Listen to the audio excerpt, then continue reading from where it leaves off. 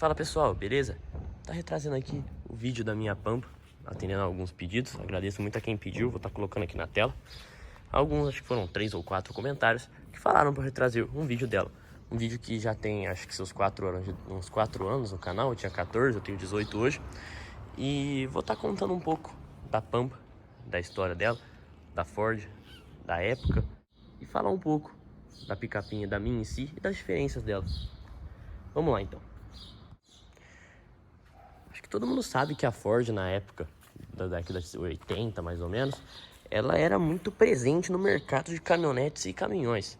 A gente tinha a F100 na parte V8 gasolina e a F1000 na parte diesel, além das outras milhares de Fs que tinha na época. Mas existia uma lacuna no mercado que era de picapes pequenas. Na época a gente só tinha a Fiat 147 picape. E baseando nela, a Ford, na linha Corcel, pegou como base e fez essa picapinha. Mas a história dela é um pouco mais engraçada que só isso, vamos contar. Reza a lenda, né, que Luc de Ferran, na época que trabalhava na Ford, num papelzinho de restaurante, fez um esboço de uma caminhonetinha. Fizeram um desenho que foi para a linha de construção da Ford, e virou realmente um carro. Na época, seu nome foi Projeto Beta, mas era um nomezinho bem meia boca. Fizeram um modelo em escala real, um protótipo, com motor e tudo, para testar a parte de freio, de direção, como ela se comportava. E segundo relatos, ela foi muito boa, ela era excepcional. Esses testes de direção, aerodinâmica, suspensão, freio, todos eles foram feitos lá no campo de teste de Tatuí, que na época era recém-lançado. Isso era em 78. E em 4 anos depois, no Salão de 82, ela foi apresentada com o nome Pampa. O nome Pampa, proveniente de um concurso dentro da Ford, deu o nome dela da raça de cavalo. Mas era engraçado comentar também que houveram até modelos em escala, né? Eles fizeram uns modelinhos em escala, vou estar até passando a foto. E nesses modelinhos em escala era escrito como o nome dela como Belina Picape. Algo que obviamente não se concretizou. Quando ela chegou lá no salão do automóvel, ela tinha o motor CHT 1.6, não era P. E nesse mesmo ano foi lançada a Saveiro, que continha o motor 1600 a ar do Fusca. No Besourrão, no Gol BX. Aí essa trinca de caminhonetes, ela foi quebrada com o lançamento da Chevy 500, tempos depois também. Aí, com a picape 147 fora da jogada, eles se tornaram um trio, né? Chevy 500, tração traseira, robustez da Pampa e a potência da Saveiro, com o AP 1.6. E logo após isso, com a Fiat vendo que esse mercado de picapes pequenas estava dando certo e a sua Fiat 147 picape não estava correspondendo às expectativas, a Fiorino Uno foi lançada também, muito valente, uma picape que até hoje você consegue ver rodando. Em 1984, aliado ao motor CHT, a Ford lançou o 4x4, né? Algo que ficou muito conhecido na Pampa por ser a única caminhonete que continha dessa dádiva. Algo que foi muito mal usado pelos seus donos, pelo fato de acharem que era um all-wheel drive. Esse carro não era all-wheel drive, esse carro era 4x4 sob demanda. E isso fez com que muitas Pampas 4x4 quebrassem e ficassem sem o seu adereço. Algo que careceu muito. Não, porque você não ia acabar usando. Era um 4x4 que se ativava numa alavanca que ficava ao lado aqui das 1.6 CHT. Era uma alavanca que você puxava, era 4x4, 4x2, como se fosse um segundo câmbio. E você tinha que girar as travas de roda aqui no cantinho. Esse sistema 4x4 também foi adotado nas raríssimas Belinas 4x4. Mas também não vingou muito, porque você não ia acabar usando o 4x4 da Belina. Na Pampa você já usava pouco e era um 4x4 muito mal feito. Então você acabava ficando na mão por muitas vezes. E com a implementação do 4x4, o câmbio, que no CHT era de 5 marchas, passou para 4, nas versões 4x4. Então você já tinha isso, você já tinha menos marchas, já tinha um 4x4 não muito funcional e uma picape um pouco menos potente. Além de também da diminuição da capacidade de carga dela. Aí em 86 que ela ganhou a sua divisão de versões, né? Na época L e GL apenas. L sendo a mais básica, essa do vídeo, onde a gente tinha banco inteiriço, para mim isso é o maior charme desse carro. Painel incompleto, a gente tinha um painel apenas com velocímetro, combustível e temperatura do óleo, sem voltímetro, sem essas coisas. E o dash com uma cor só preto. Agora a GL a gente tinha algumas incrementações a mais.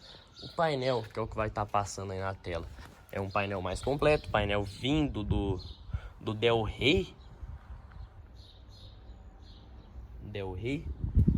O dash bicolor, assim como o do Del Rey também. Não existiam versões ouro nem prata, que eram as que tinham no Del Rey na época. Porque era um carro de trabalho com a Kokai. Aí no ano seguinte, já em 87, chega a versão Roadster, que era uma versão de apenas 600 unidades. A sua maior diferença era a nova frente, que fazia com que ela se assemelhasse completamente com o Corcel.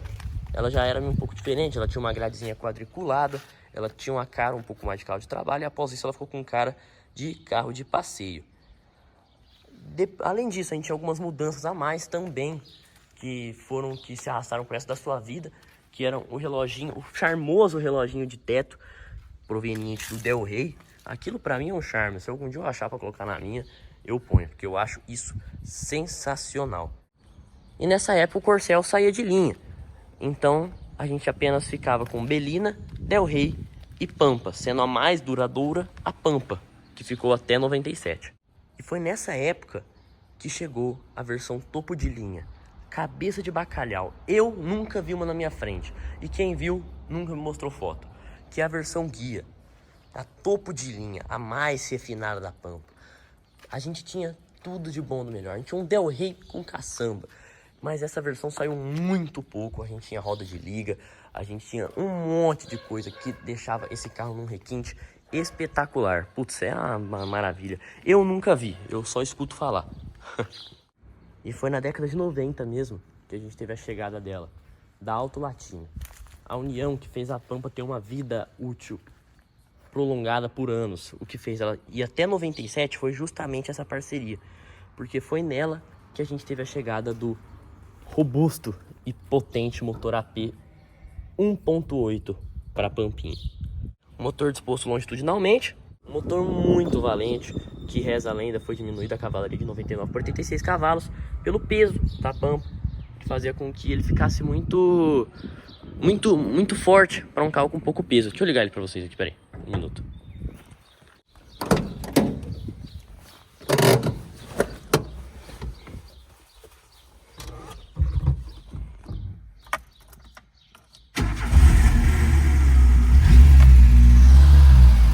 Segurar lento.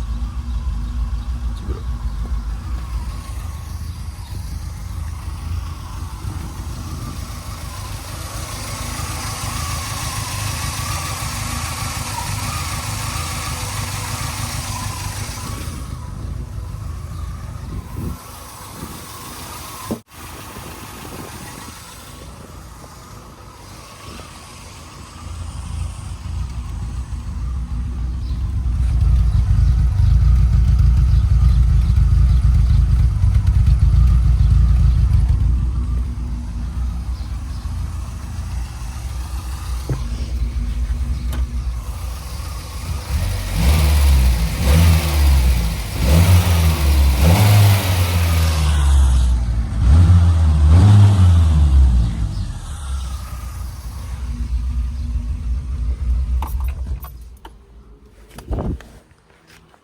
Como puderam ver, um motorzinho realmente girador. Tá com uma vida muito boa, graças a Deus.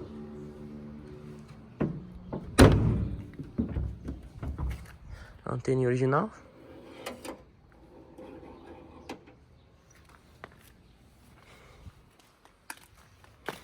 Mas ela tinha algumas diferenças com o passar dos anos na questão de carecimento de acabamento. As 91, 92, no caso dessa, a gente tem aqui um teto em vinil.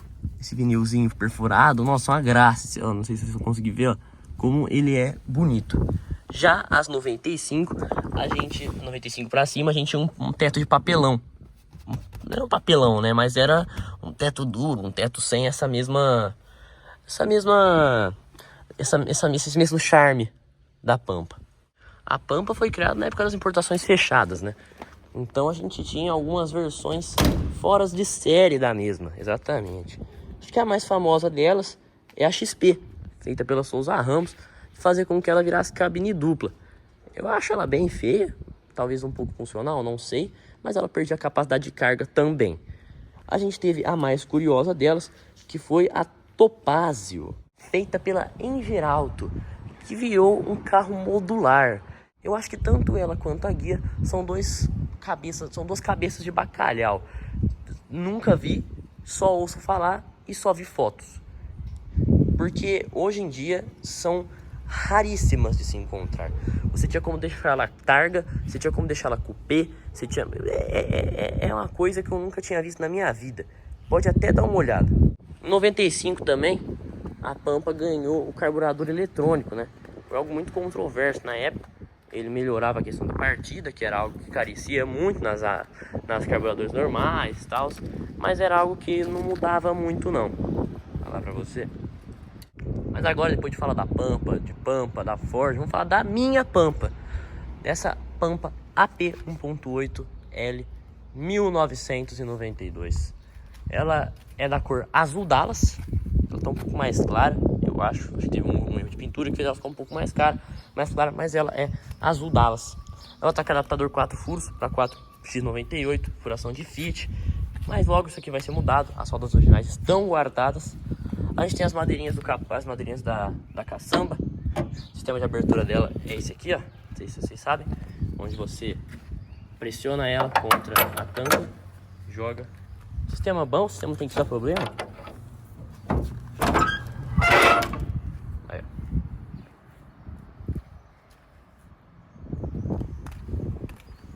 Fiz o adesivo nacional para colocar nela, em homenagem ao Senna, Banco Nacional.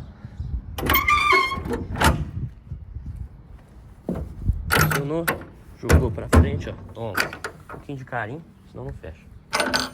Pronto, perfeito. Os logos eu coloquei ano passado. Se você não acompanha a página, acompanha a página dela lá, @Ford Pampa 92.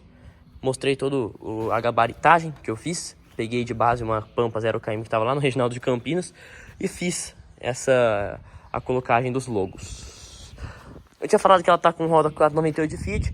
É roda de Siena, pelo que eu pesquisei. O interior dela, esse não é a forração original dela, mas é uma forração que eu acho muito bonita. Até porque nem tudo precisa ser original para ser bonito, né? O rádio dela é um Bosch São Francisco. Ele tá com algum problema no aterramento, porque ele não funciona. Ele só dá chiado. Posso mudar, posso clicar. Sempre vai dar esse chiado. Tudo dela funcionando, as cordinhas aqui. Carrinho íntegro, é um carrinho muito íntegro. De painel ela tem 380 mil quilômetros, vai virar 400 agora, 380.400 quilômetros. Ela tem PX, tá desligado, mas ela tem.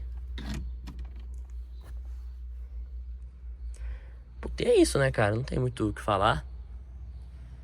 Ela é uma picapinha que eu amo muito. Meu tio que me deu ela e nunca vai ser vendida, nem cogitável ela ser vendida. Ela é minha xodó pra sempre, sempre vai ser. Desde moleque eu acho que eu tenho um amor absurdo por essa caminhonete e eu sempre vou ter, sabe? Essa aqui é minha Pampa.